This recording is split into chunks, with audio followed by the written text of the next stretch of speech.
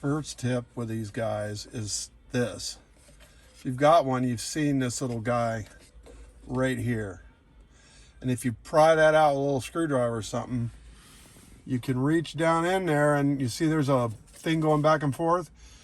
You take your screwdriver and move it to one side and it'll release the lock on the shifter.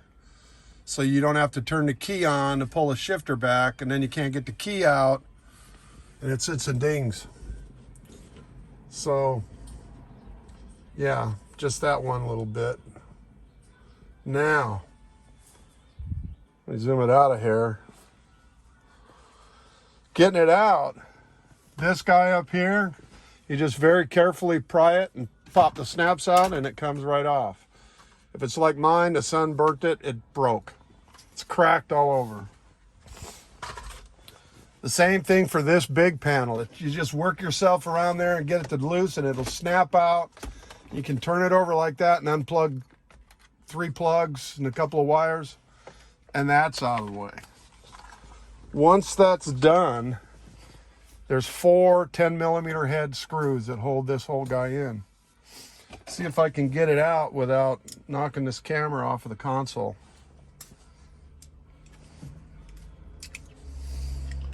Yeah, get my tool ready. Oops.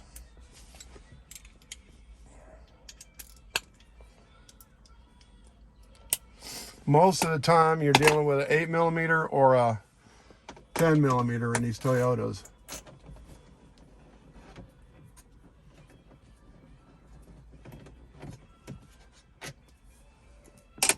Cup holders are where the screws go, man.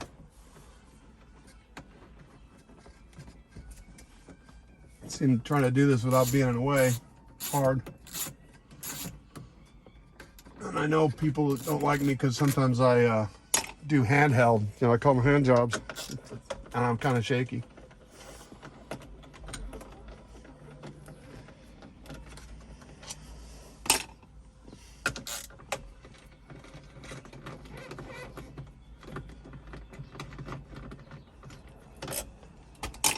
All right. So yeah, see this flashing right here? That's the security indicator. This is the emergency flasher switch. And this one tells you if the passenger side airbag's on or not.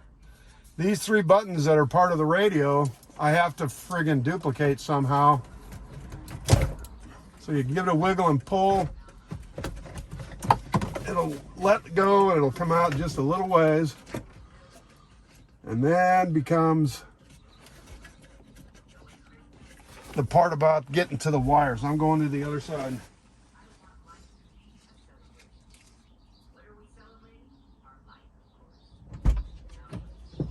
Actually, having a seat out over here is real helpful. So, like I said, every plug has a connector. Let me zoom it in. Maybe I can get a good look at this. Oh, I'm behind it, huh? Can you see it? Nope. Oh, there it is. Let me zoom out of here. Maybe I'll get a better look later. See? There's a little button right here. You push it. So you go to each one and find that button. Push the plug towards its seated position and push the little tab down with your finger and then pull. And the bigger the plug is, the more you got to wiggle it to get it to let go. So I am going through unplugging things right now. There you go. There's an antenna. And there's another antenna. Now all the plugs are color-coded and unique. So you can't get one of these plugs in the wrong place.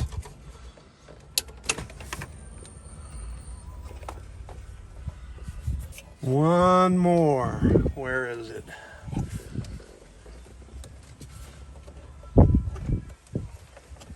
Aha. Oh, I still got one. There it goes. So, there's all the plugs. Now theoretically, all the kit I got will plug into all this and I'll have almost no wiring to do. Theoretically. Okay. Here it is. Now I've got it sitting on a couple of aluminum blocks. There's several components. This whole thing is a radio. This is the display on the top in between the air vents. And then there's a bracket on this side and a bracket on this side. All right. This plug right here is the one that goes to supply data to these three positions. So I have to come up with a switch and a couple of LEDs to indicate those things. And I have to figure out which wires connect to those to make it do its thing. So these are 8 millimeters.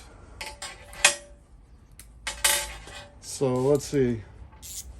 Should be able to take these guys out.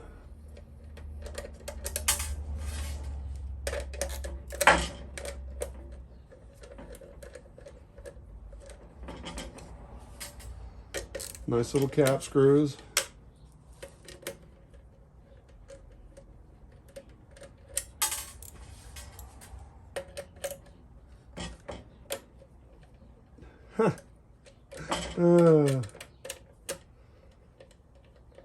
Cracks me up.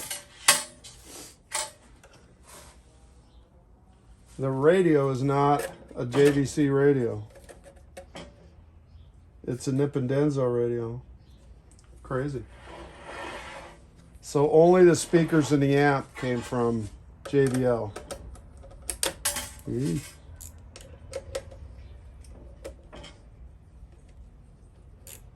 I guess that was the deal. Upgraded speakers. At least I can't blame JBL for the navigation part.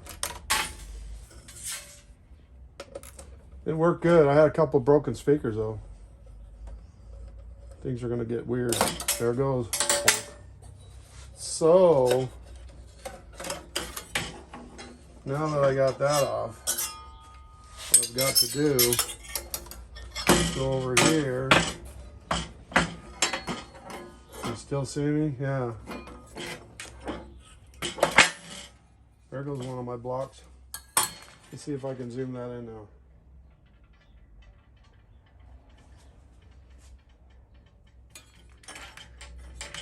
Out a little bit. Yeah. This plug is attached. So to get it out of there, I'm going to reach up in here. There's a little tit. I'm going to push it up while I try and wiggle this guy off. It's got a little peg going in a hole. Come on now. They're off and tight. I don't need the peg anymore, that's for certain. And I get a different tool. Sometimes you need a tiny screwdriver, which for some reason I don't see.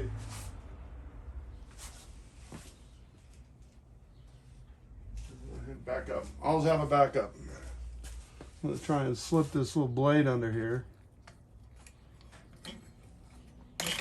Just like that. Now this part,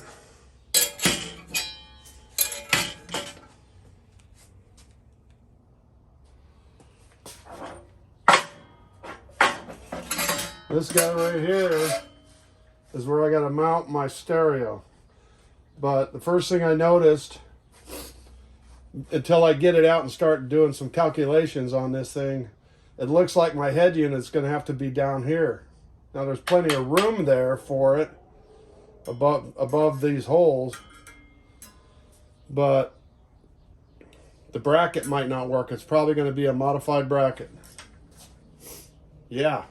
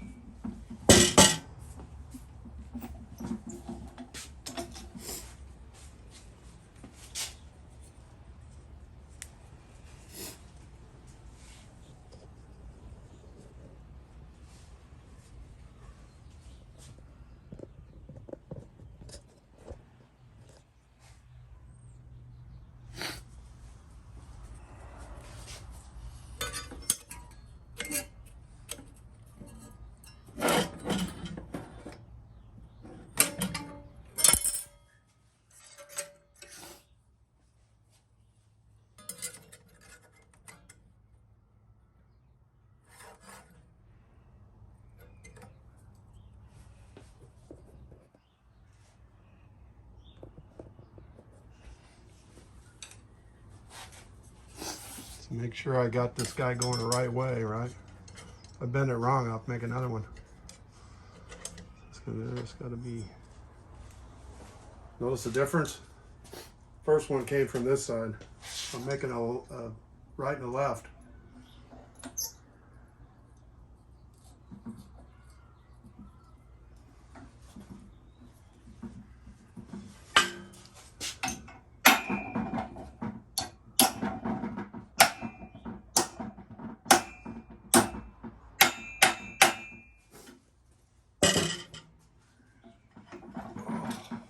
There it is.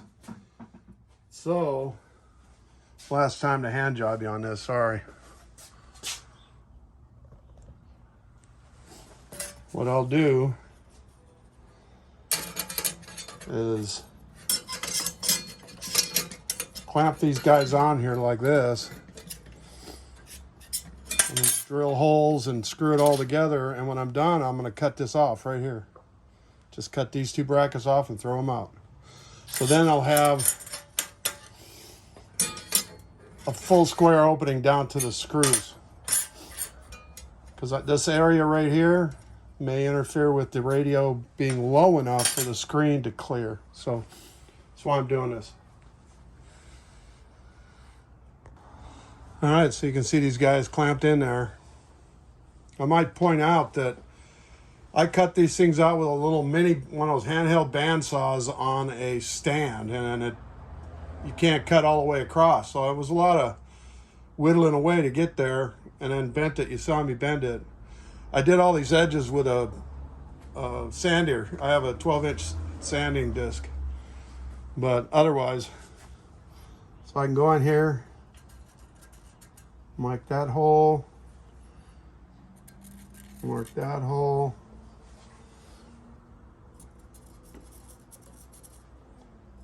That one, those two big ones. Now I gotta look up underneath and get these other two. Point being, I'm being extremely careful with this because it's got this display unit in there. Dang it, almost got the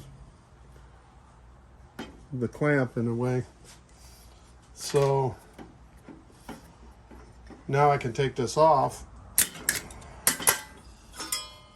It's got the holes marked for me to drill holes. Cool. Last hole, I already center punched it.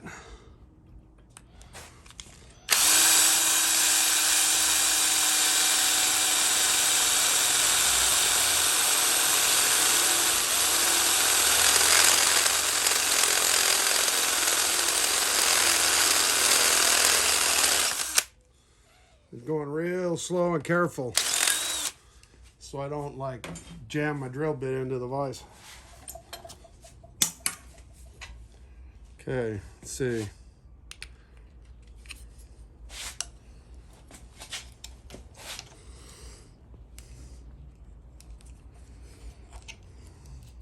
Nice. Thing to remember when you fabricate something to put inside the dash of a car is if you leave any razors in there, you probably are going to be the guy to find them. So I always buff everything off and wire wheel it, and make sure that deburr the holes I drill. Another tip. Well, okay, there is the Alpine radiator. There's the Alpine radio head in my modified bracket. If you, I'm gonna get around the other side. Let's walk by. If you notice from right here, the angle of the screen is adjusted to almost match the angle of the bracket. And that's the plan. And then you can see all 4 screws to bolt it in there. Yahoo. So now, if you take it to the car and see if it works. Stand by. Well, guy, here it is, the dry fit. You can see there's a gap all around the edge I have to deal with, but this guy,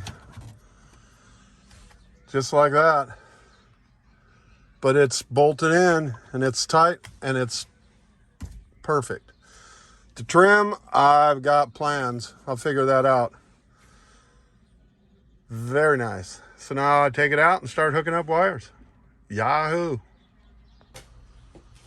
Okay, so the first big wrinkle, well, I don't know if it's the first, but so let me get up close to this so I can show you the difference.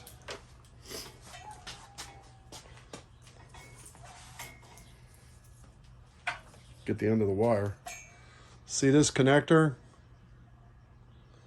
That is what the end of the connector for the satellite antenna in the Toyota looks like.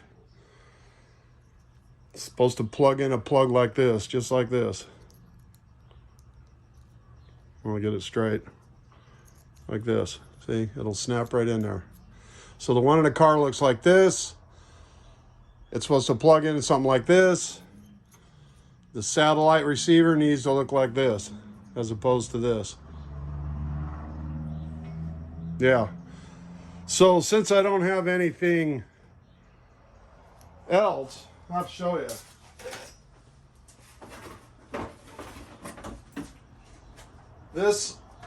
All of this is the satellite tuner for the Toyota. It's actually Pioneer made it in Thailand. So turns out that the set of connectors for the satellite and the GPS that I got, let me grab it. This one, Maestro STO2. It's supposed to be satellite radio adapters for a Toyota. They are, just not a Highlander and that old.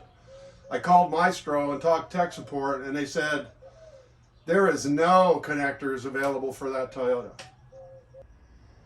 Okay, so this is probably the part everybody's dreading.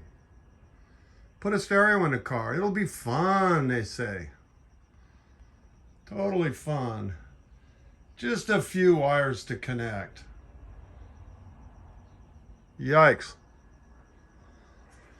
But if you're doing this, go to the iData page and find the installation guides for your Maestro, and you can scroll through every friggin' kind of car you can imagine and find, say in this case, the Toyota cars, and then you search through there until you find the Toyota Highlander of the correct year, and then you have the wiring diagrams. Yep. And I also have the Toyota wiring diagram so I can double check stuff. But so now I'm going to be connecting all the dots on this harness. My only advice to people doing wiring like this, let me do it like this. Where do I start? Oh my God. Right? It's real easy. You start with one wire. This happens to be the remote control for the amplifier.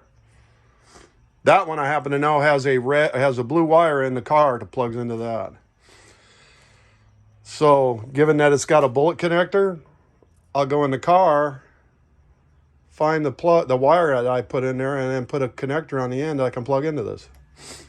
But everything else is just one step at a time.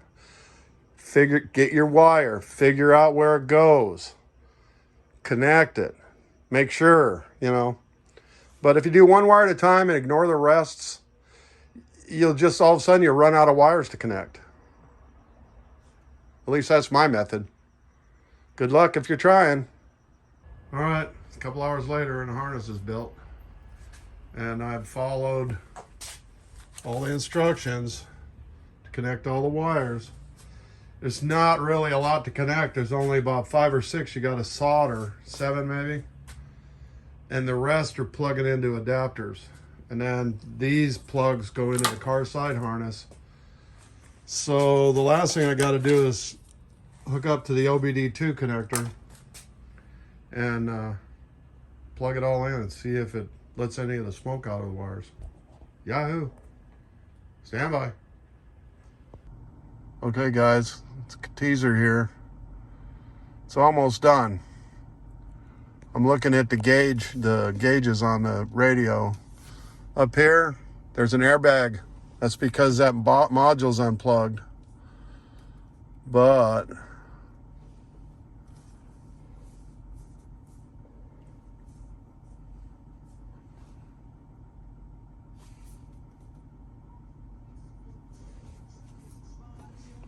oh, dash buttons.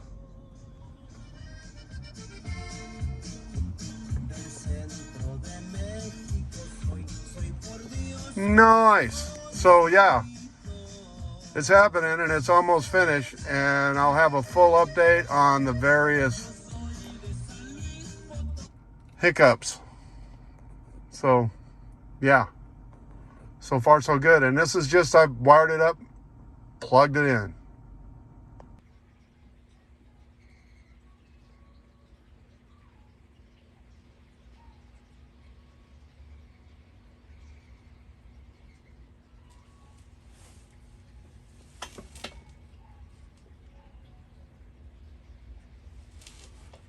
Hey, back again. So that's the faceplate off the radio, and it has been stripped off. Oh, the horror. You took a radio apart. All right, I've heard that before. Here, zoom this in again. So here's all the major components. And I'd keep I ordered them off of Amazon a long time ago, a whole bunch of these tiny little pill bottles, so I can put certain screws and mark them. It's better than a bag. But all of the buttons and stuff is in here, all the parts, the knobs. The radio itself, it's actually pretty dang easy to get this off. All you do is get underneath it and kind of get it to go. It's this one. Anyway, I want to do it wrong. When it's in the thing, you get a hold of it just right, and it will rotate up. See if the releases is working. Anyway, get this out of the way before I break it. Now it's an interesting part.